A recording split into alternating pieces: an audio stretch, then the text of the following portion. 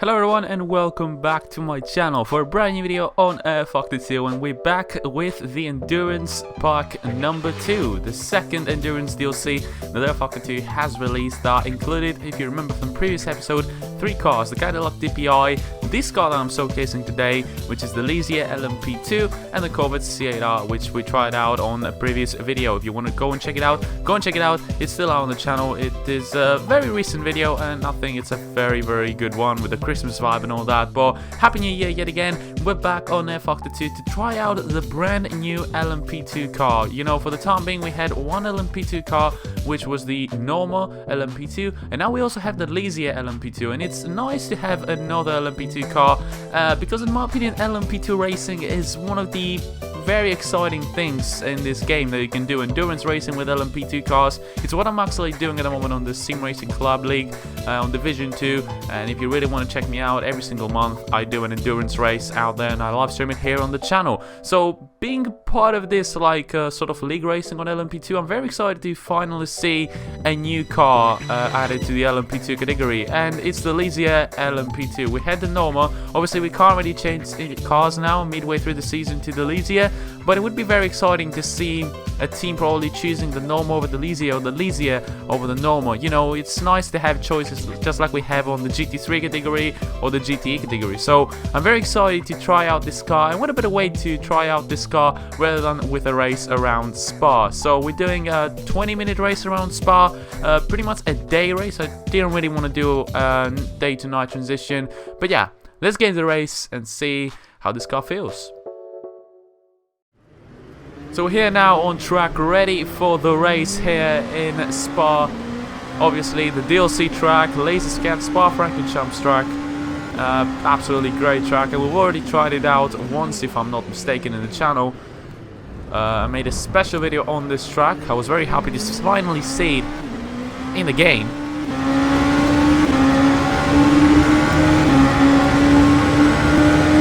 Just a legendary track in general, a ruse, you know, and it feels great. And you actually go flat out with these cars around through a ruse, which is something I actually couldn't do with the GT3 cars and the GTE cars.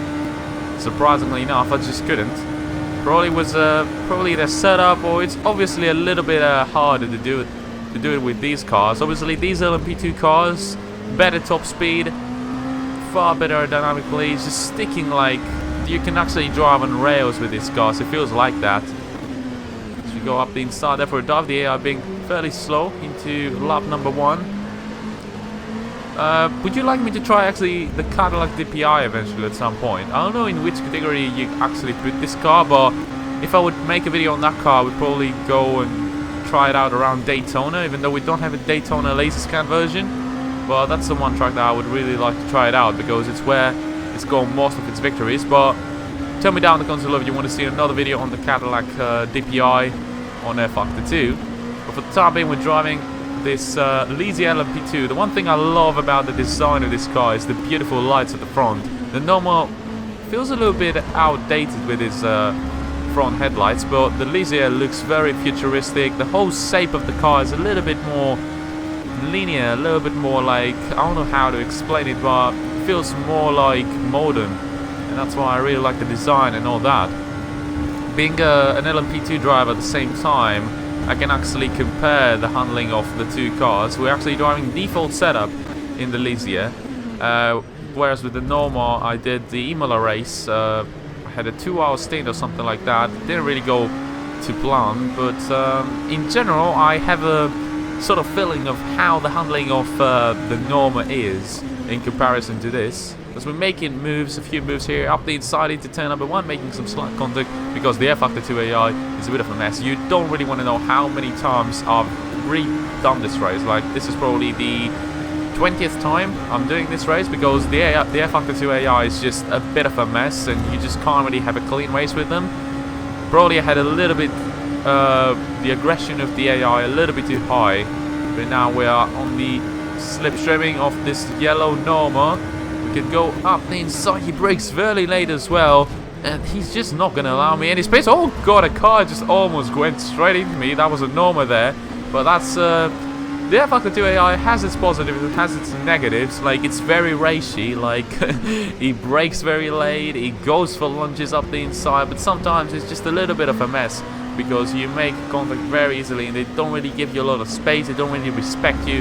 But in all sense, it's a very racy AI. As we've finally completed the move on the Noma. But comparing the two cars, the Lesia feels very, very smooth. We're literally on the default setup at the moment around Spa, and the car feels great. The car feels like it doesn't really need a lot of twitching in the setup, which obviously is not true. If you really want to be competitive, you gotta twitch absolutely everything on the setup.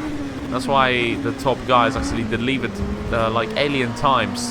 So we go for a move that would have never actually stick out for me. But the car feels very good on default setup, which is something that Studio 397 have been working out lately.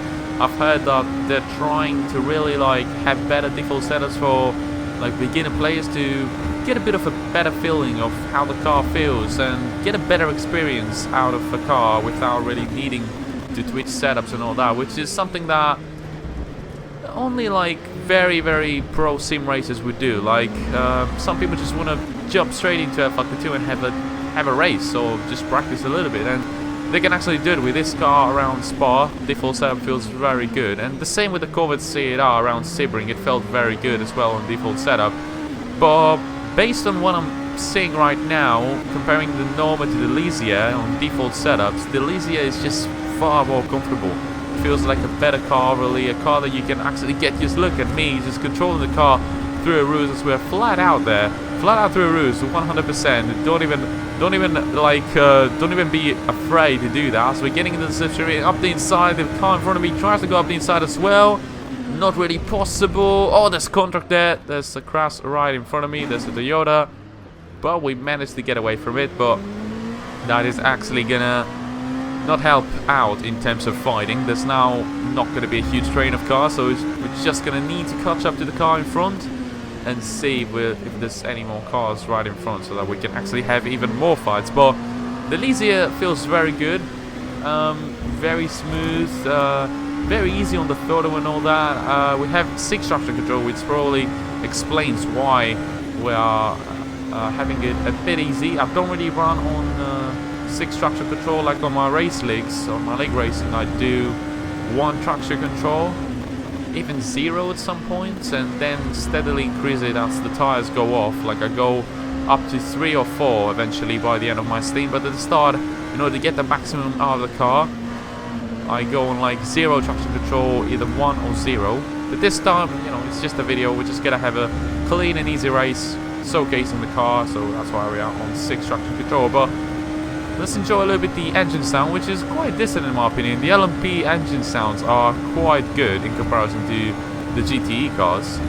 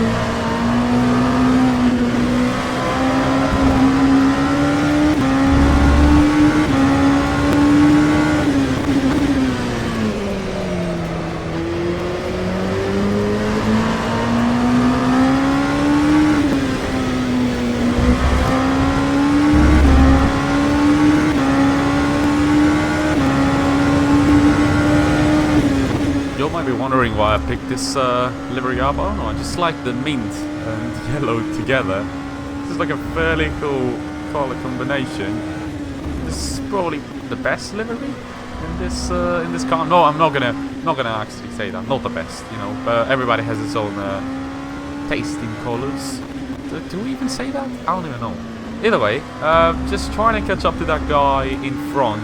There's more cars right in front of him, so we'll probably have both of us a fairly decent pace, and we're just catching up to the cars in front. And yeah, just having a good drive around Spa. You know, this track, in my opinion, is not a very tough track, and is a track where you can learn a lot about the car, because it's got plenty of fast corners, so you can actually see if the car can hold on to the fast corners as we lock up our front left tire there. That's my first ever time going very wide, obviously on the Fanatec CSL pedals there, with a load cell, and probably still trying to make full use of this brake pedal.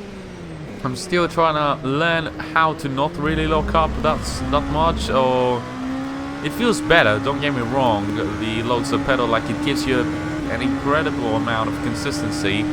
You can actually control the brake as much as you want. You can step to the brakes as much as you want and when you want. You can be a little bit later on the brakes, but there's one thing that I'm a bit disappointed about. Not disappointed, but there's one thing that I need to get used to, is that it's easy to lock up because of the amount of pressure you're putting, and you need to learn how to control that pressure rightly, so that you can actually, you know, just have a decent amount of braking points, when to brake, how much power to apply, pressure, if I'm not to be 100% correct, but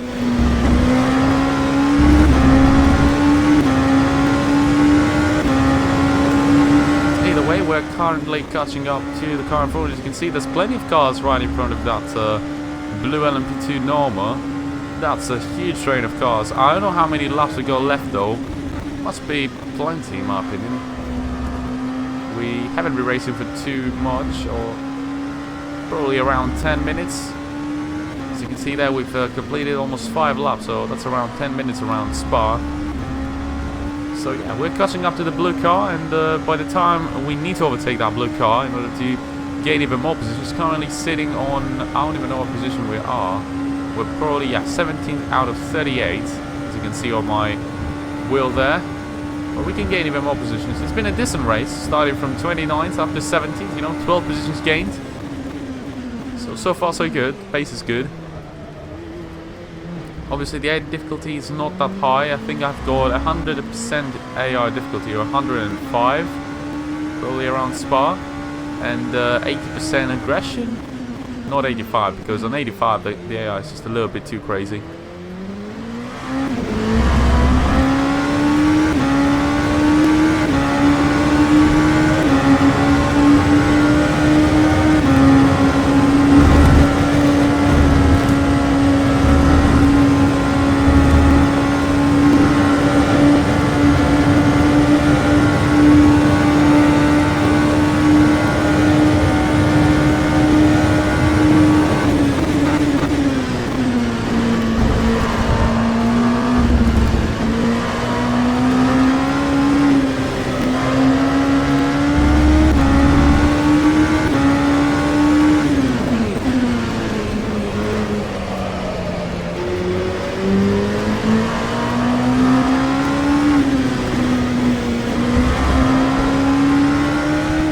Getting even closer and closer to the car in front, building up this space, you know. We're probably gonna try and plan our move into Sector 1 after a ruse. That's where we mostly do our moves there, but there's a huge train of cars. This is like around 10 positions there, or even more. I don't know how so heck we've got such a huge train of cars all of a sudden. Probably me and the car in front have been just catching up ever so slightly every single lap there, and we've made huge progress.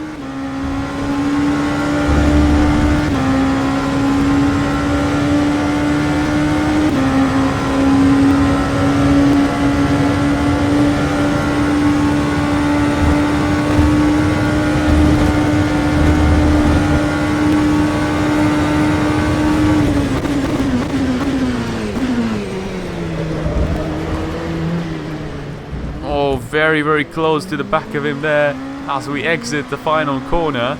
Very, very close. We could go for a dive up the inside probably. We could try it. Maybe not. But as for the overall feeling on this car, again, it just feels great. A very, very good car overly.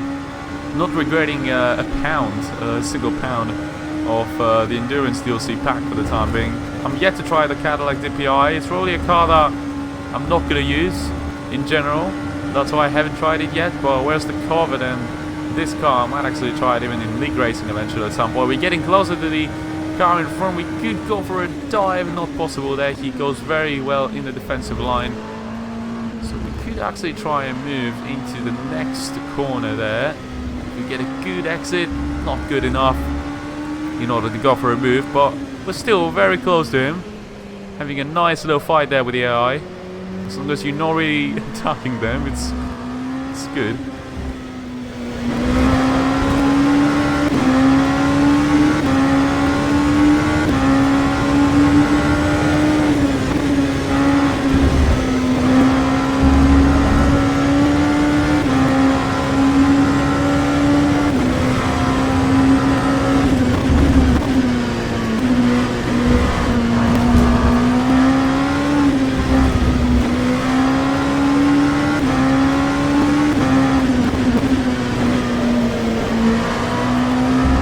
Driving around here on rFactor 2 with the Fanatec is just immersive as hell. Like, it's just crazy, man. It's a whole different upgrade. Like, on this game I can actually feel a huge difference, and not in terms of performance, don't get me wrong, I'm not going to become a super fast driver or something like that, but it just feels massively better overly. It just feels great in general to drive around here, more realistic, more immersive, everything. Like, I'm just having a phenomenal time at the moment.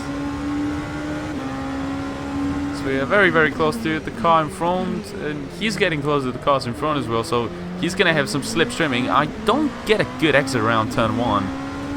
That's my main, like, negative there around my lap. Not a good exit through turn 1.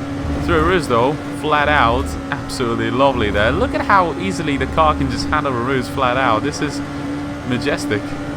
But we've lost plenty of time there due to my bad exit into turn 1. I don't see any Elysias in front, so it's only Norma cars somehow. Is the Norma faster on rFactor 2? Better BOP or something like that? I highly doubt it, because this car feels better than the Norma. In order to get used to the flipping Norma, I had to spend like 100 or 200 laps. So yeah, Elysia could probably like be a lot better if I would have driven the Elysia on Imola. But next race on my league racing is around the Nolan Motorsport Park, so still driving the Norma obviously. We'll see how well we can do.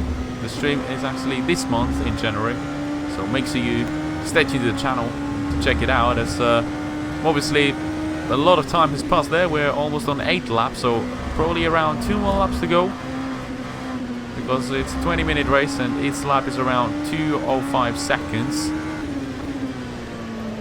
So we're getting closer to the cars in front, but we don't have a lot of time there to make a lot of moves. We're obviously going to try and gain as many positions as we can. You know, it's just a quick race and all that, so let's just give it our best shot. Getting even closer and closer. It's all about that exit into turn 1. If we get a good exit out of turn 1, then we might as well have a chance. Look at how slow they are through the final chicane. Look at that. Oh, we made contact there. Nice. Slight contact there with the car in front. Just for good measure there. We are closer. I might just go for the dive up the inside. Yeah, we got to try it. He brakes a little bit early up the inside into turn number 1. Oh no, I put it to neutral. Oh no. Oh, come on, man. I could have completed that move there. We get it completed either way after a roost, but what a very, very unlucky moment there. Just put it down to neutral for some weird reason there. We're now close to him, slipstreaming. We gotta have to complete the move now. It's just about time. I've been way too long behind you, mate. Way, way too long. Up the inside. That's a phenomenal move there. Very, very nice. Very easy as well. But it could have been done a little bit earlier, and we could have been there closer now to the cars in front. But slight mistake there. Down shifted down to neutral for some weird reason, and it cost me a few seconds there. But now we're just getting closer to them again. This is a huge train of cars. They're slowing each other down, so it's my chance to gain even more positions now.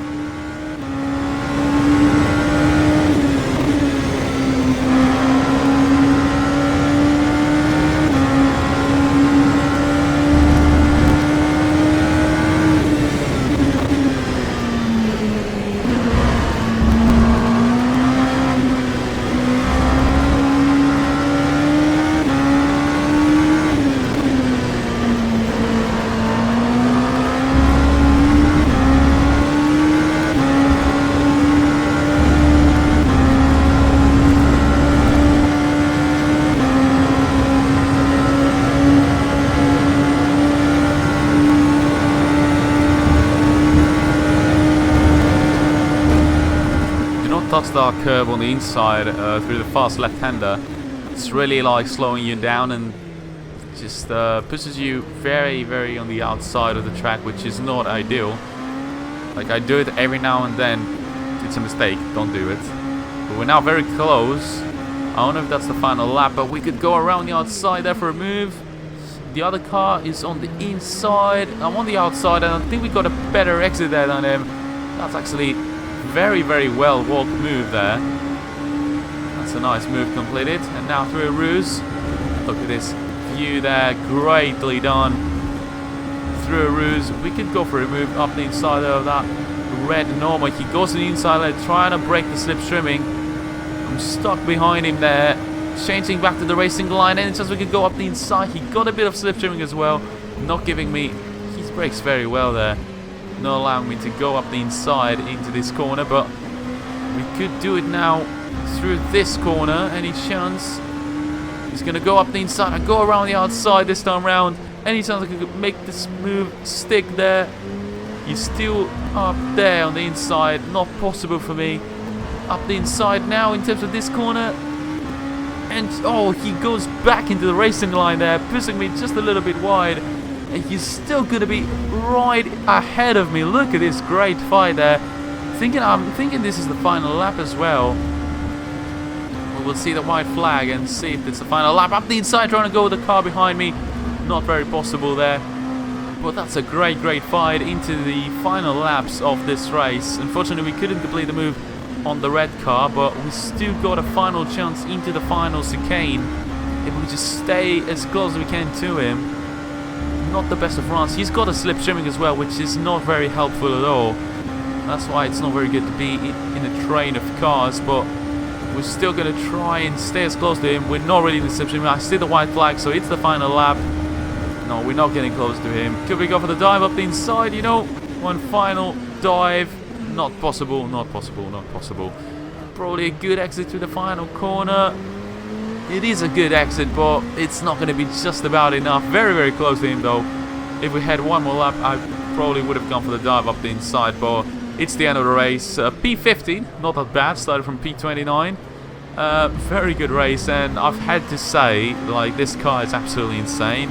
Like, if you're an LMP2 fan, you like LMP2 racing, and in general, just want something a little bit more faster and something that can stick to the road more easily instead of the, like, in comparison to the GT or GT3 cars, then 100% choose this car because it feels great. And me being an actual LMP2 driver on the league racing aspect, that's why I really, really enjoy this, because I enjoy this better than the normal, and it feels great to have another car to select from in the LMP2 category, because it's a category that is actually being used a lot by people, and people just enjoy LMP racing in general. It's one of the top categories, you know, until we get, like, probably the new category of cars, which is going to be the LMDH, which is like the Porsche, the Peugeot, the McLaren Senna, and all these cars, these beautiful cars, obviously. Then that would probably be my favorite category. But for the time being, I feel like LMP rewards you with better racing than the GT or GT3 does. It has better aerodynamics, easier to stay close to each other, and it just gives great racing in general. So, very good car, better looking in my opinion than the Norma, more modern than all that, and it's got a very good default setup around here. So, if you get this car and want to try out, better try out around Spa just like I did, and you're not going to regret it, trust me. all in all, yeah, I suggest this Endurance DLC, obviously, after trying out the Corvette and this one. I bet the Cadillac will be equally good, but I'm gonna try it if you really want me to do. So if you want me to do a video on the Cadillac, then just tell me down in the comments below. But it's not really a car that I'm gonna use that often. Whereas this car and the GT cars, I'm actually using them fairly often for league racing or just quick racing in general. Or just overly for me to just drive around in general, you know, with friends or anything. But either way, that was the video for today, guys. If you enjoyed, make sure you smash that like button. It really helps me out. Happy New Year yet again. I'm saying this again and again and again. I want 2021 to be better for every single one of you, with better content even for me. You know, WC9, rFactor 2, Rally 2.0 will be coming back to the channel very soon. Probably Sebastian Loeb Rally Evo as well. I'm thinking about it very, very seriously, you know, to put that game in there. But we'll see about that. We'll see about Sebastian Loeb Rally Evo.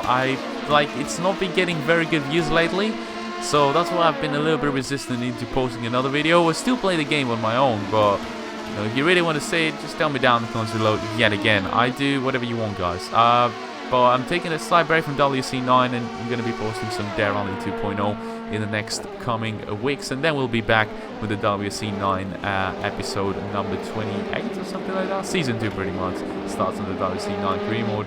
But either way, that was it for today, guys. If you enjoyed, smash the like button, subscribe to my channel if you haven't already, and when you subscribe, ring that bell to get notifications for any new videos that I'm going to be posting. Make sure you follow me on Twitter and join my Discord server. And until next video, guys, I'll catch you later. Goodbye.